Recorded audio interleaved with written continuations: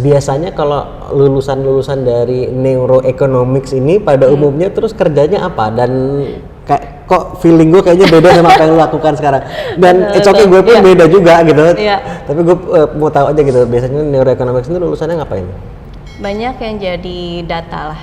Jadi data science, data consultant, mungkin mereka kerjanya di government di Belanda atau consulting di Belanda. Jadi ceritanya pun aku itu S2 pas lagi awal pandemi. Jadi masuknya sebelum pandemi, terus pandemi kurang lebih Maret ya. Itu aku masih kuliah gitu. Jadi awalnya rencanaku adalah untuk kerja di Belanda. Tapi ternyata sulit karena aku orang yang bukan Belanda, artinya mereka harus ada visa buat aku.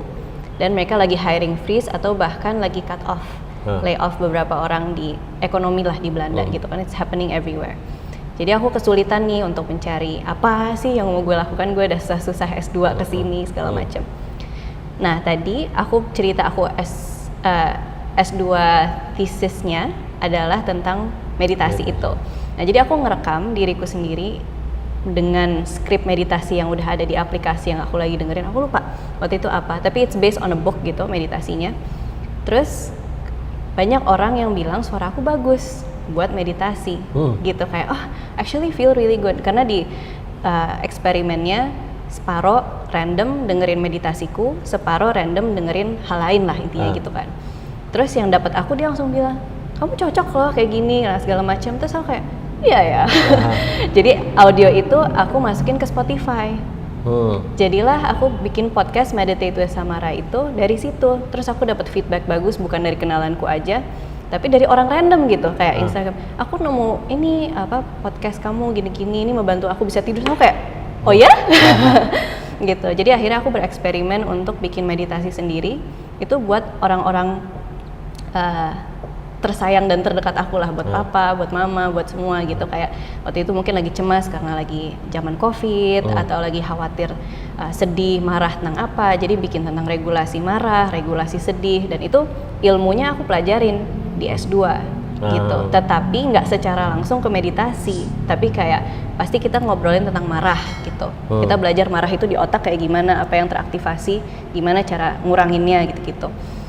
Ya udah, jadi dari situlah aku merasa ternyata meditasi ini yang aku lakukan tanpa belajar nyambung ya sampai ke hati orang. Apalagi lagi pandemi, banyak orang yang stres, susah tidur, mereka ada banyak yang di layoff atau di rumah terus terkukung, mencoba mengenali diri sendiri. Jadi it's a strike of luck atau synchronicity, apa yang aku udah rasain duluan dan udah proses duluan dan pelajari, ternyata bermanfaat untuk banyak orang selama pandemi gitu.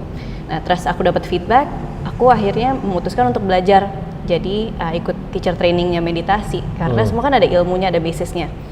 Jadi aku belajar lah, itu capek banget Mas Ali. 2 bulan online, harus hafal detiknya, pause-nya, skripnya, biar memberikan meditasi yang terstruktur gitu. Hasilnya tuh selalu bisa direplika. Tapi aku merasa kurang cocok dengan harus persis, tapi aku jadi ngerti lah cadence-nya, caranya gitu.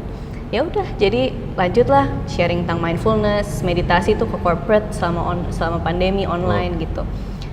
Nah, terus ketemulah human design pas pandemi ini juga nggak dicari, tapi itu another story gitu kira-kira. Jadi berbeda sama biasanya. Langsung aja another story ini connect-nya gimana?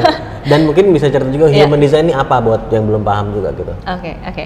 Jadi Mas Ali waktu itu pernah apa ya nama aplikasi itu? Kok lupa. Waktu itu sempat heboh banget aplikasi yang cuma dengerin orang ngobrol. Oh, yang cuma apa ya? Awalnya cuma di iPhone aja kan? Iya, awalnya di iPhone, makanya waktu itu heboh. Aplikasi itulah.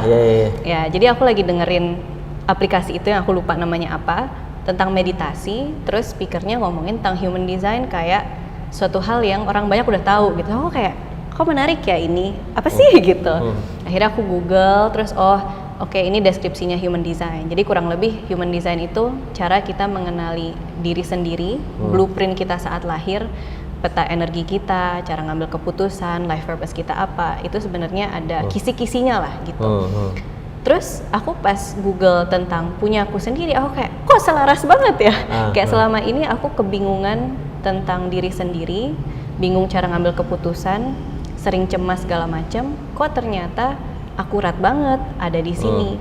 Nah, tapi awalnya aku sangat segan atau malah malu untuk sharing karena mindset aku, oh human design ini masih woo banget ya, kayak spiritual, nggak tahu sainsnya apa. Dan di sosial media aku itu masih banyak klien, masih teman-teman dari kantor. Terus pada waktu itu aku belum explore yang sangat dalam untuk tahu manfaatnya gimana sih, kayak is it worth sharing about this. Jadi 6 bulan itu masih passion di dalam hati yang kayak, oh teman-teman sekitarku mau nggak dibantu bacain atau mau nggak digini-gini. Ya terus ternyata banyak sekali yang merasakan, oh kok akurat banget. Tentang isi hatiku atau bagaimana aku bekerja, kesulitan dalam hidupku di human design ini kok terefleksikan ya gitu. Dan akhirnya aku jadi mengeksplorasi, aku ngambil training lagi, aku ambil 2 training, aku coaching sama 3 coach waktu itu untuk ngerti human design aku.